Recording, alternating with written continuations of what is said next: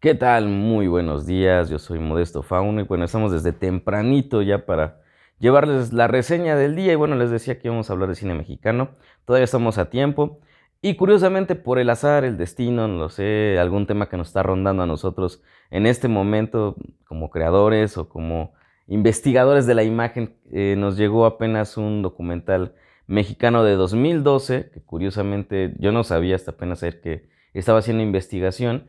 Se supone que estuvo censurado hasta 2018. Es algo bien interesante. Y bueno, este documental se llama Los Rollos Perdidos de Gibran Bazán.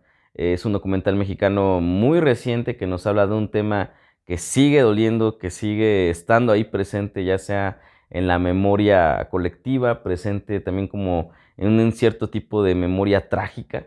Es algo bien interesante cómo es que este acontecimiento llamado la Noche de Tlatelolco de 1968 sigue pesando todavía en el imaginario del mexicano. Y bueno, ¿de qué va Los Rollos Perdidos? Los Rollos Perdidos puede ser como un relato a dos momentos de la historia de México, y necesariamente que se vinculan con el cine y la tragedia. ¿A qué me refiero con esto? Bueno, son dos elementos muy interesantes que coloca el director Gibran Bazán. El primero es La Noche de Tlatelolco y el segundo es el incendio de la Cineteca Nacional. Y bueno, los dos acontecimientos totalmente trágicos, ¿no? Pero aquí hay algo bien interesante. Yo llego a este documental por medio de un artículo de Facebook, de un blog que se llama México City. Y en este blog, bueno, te hablan acerca de un director de cine que supuestamente estuvo involucrado en el México 68, ¿no? En la Noche Trágica.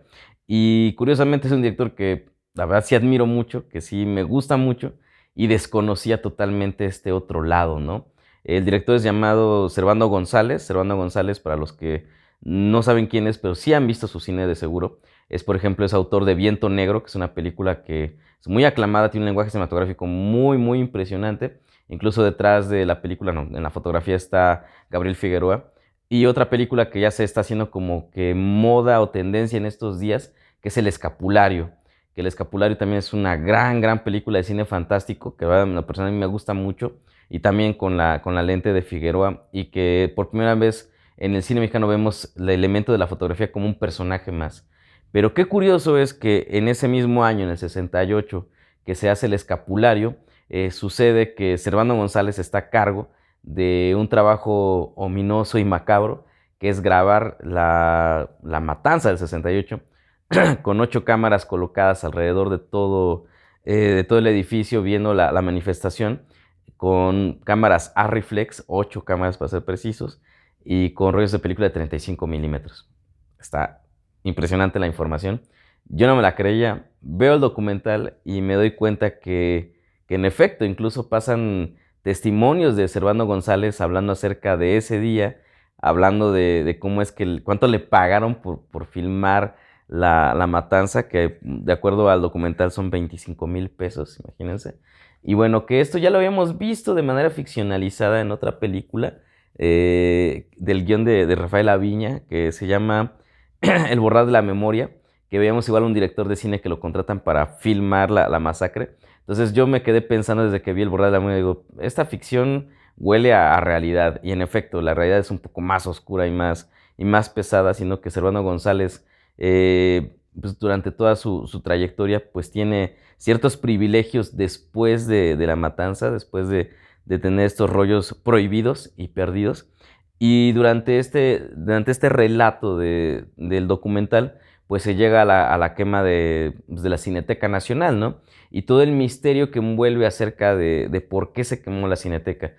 Todos estábamos así como con una respuesta inmediata, pues Margarita López Portillo, ¿no? Que fue la culpable del incendio. Y curiosamente el documental abre este misterio, abre esta duda, y nos damos cuenta que la realidad es otra, una realidad pues más cruda, una realidad un poco más mexicana. ¿Por qué lo digo más mexicana? Porque tiene mucho de negligencia, tiene mucho también de nepotismo. Entonces nos damos cuenta que sí, o sea, sí, Margarita hizo cosas terribles durante su mandato y durante su estadía en la cuestión del cine, pero hubo más agentes que propiciaron esta quemazón. Y es algo bien interesante porque nos damos cuenta entonces que la forma en la que vinculan estos dos acontecimientos es que existe una teoría de que la película, después de la matanza, se revela en los estudios Churubusco y después la película o los rollos de película se quedan ahí en la Cineteca. Cosa que no se demuestra en el documental, cosa que no se ha podido demostrar tampoco, pero sirve como puente para poder contarnos acerca del incendio. Obviamente, Gibran Bazán se toma como de muleta el acontecimiento de Servando González para poder contarnos el incendio de la Cineteca y de todo el acervo que se llegó a perder. Yo ya conocí algunos acervos que se habían perdido, también algunos datos curiosos. Por ejemplo, el hecho de que en México se tenían copias de todo el mundo y la Cineteca Nacional era como el lugar más, era una biblioteca como de Alejandría, así de fácil.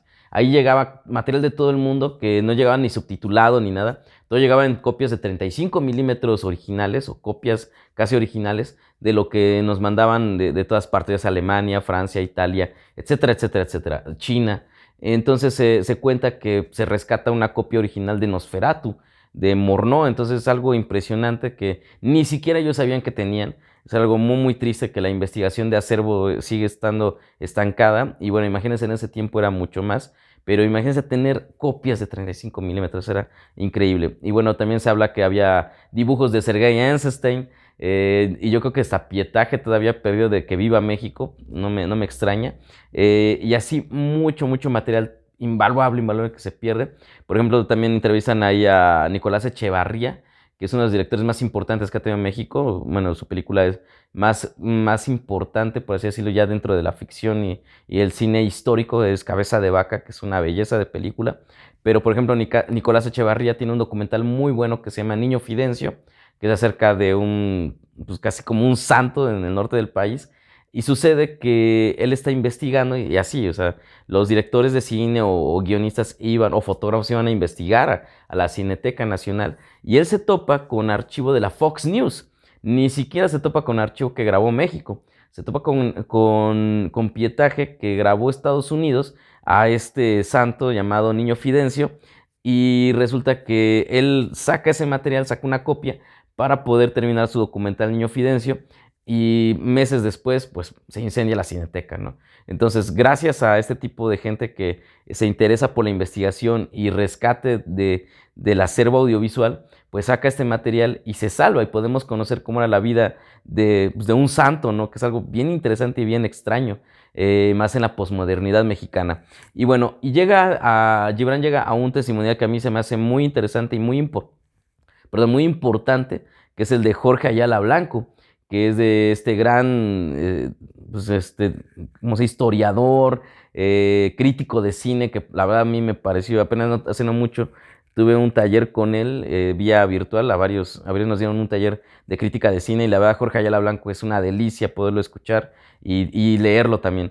Y él tiene una teoría de qué sucedió ese día del incendio de la Cineteca y curiosamente lo cuenta de una forma muy cinematográfica porque al final te coloca que muchos años después él conoce a uno de los encargados o uno de los que tenían un mando muy alto en la Cineteca Nacional y le cuenta la verdad, qué es lo que realmente ocurrió ese día del incendio.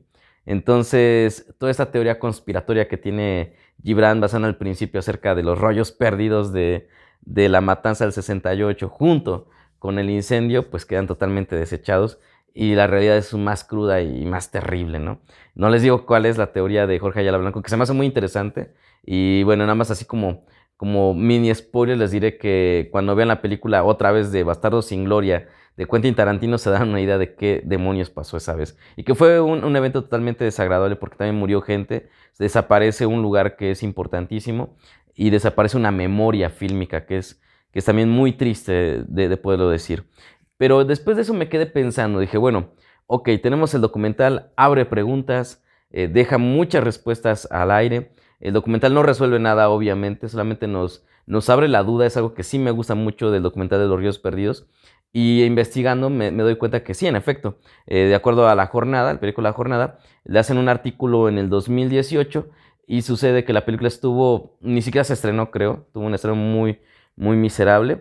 Ya hasta 2018 se saca a YouTube y la podemos ver en YouTube gratuitamente. Incluso se dice que el director, bueno, si tenían como la tentativa de que se quitara la película o les tomaran la película, había como 5 o 6 personas o más subiéndola otra vez hasta que se quedara y no tuvieran la oportunidad de censurarla. Entonces ahí la tenemos disponible en YouTube, la vamos a colocar ahí en los comentarios para que la puedan ver y abrir el debate. ¿Ustedes qué piensan acerca de este acontecimiento? ¿Qué piensan? Bueno, es un hecho que sí, sí existe la película de La Matanza, es obvio. A mí me dio curiosidad poder saber más sobre Servando González, sobre los motivos de Servando González. Se dice que por dinero, no lo sé. Yo creo que hay algo más en la imagen que nos hace adictos a estar en momentos totalmente crudos y terribles. Entonces yo creo que se abre la pregunta, el documental abre esa pregunta. Falla un poco en cuanto a su narrativa el documental debido a que va de forma cronológica, entonces a veces ves como espacios o huecos que llenan porque no van a terminar como el metraje de hora y media, pero aún así ya la segunda parte, que es la del incendio de la Cineteca, ese sí está impresionante, toda esa parte está llena de testimoniales de gente que estuvo ahí, de gente que tiene teorías, de gente que opinaba acerca de la industria del cine como estaba. Entonces yo creo que la segunda parte sí es la más importante y es la que abre más preguntas. Y yo creo que es lo importante de este documental y de temas tabús en el cine mexicano que no se tratan casi. Y bueno, pues ahí les dejo. Los rollos perdidos de 2012 de Gibran Bazán. Está disponible en YouTube. Véanla, ahí está totalmente completita y en buena calidad aparte. Y bueno, pues es todo por hoy. Y también vean el cine de Servando González. Creo que es importante tener estos dos paralelos. Es no tanto como para entender su obra, sino ver qué estaba pasando en el contexto nacional y observar qué estaba haciendo él como realizador. Creo que es bien interesante también conocer al artista y conocer al monstruo también. Creo que eso está bien interesante. Y bueno, pues ahora sí, esto es todo por hoy. Ahí vemos los mensajes y comentarios que les pareció Los Rollos Perdidos. Y bueno, pues les aviso que apenas no mucho vi, ayer más bien me chuté Nope de Jordan Peele, la tercera película de este director afroamericano. Y bueno, ya la comentaremos en la siguiente reseña. Y bueno, pues ya están ahí, hay algunos amigos que están comentando en una publicación que hice ayer en la noche. Y bueno, vamos a abrir la controversia igual, porque también está interesante lo que contó Jordan Peele. Y bueno, eso es todo por hoy. Ahora sí, hasta pronto.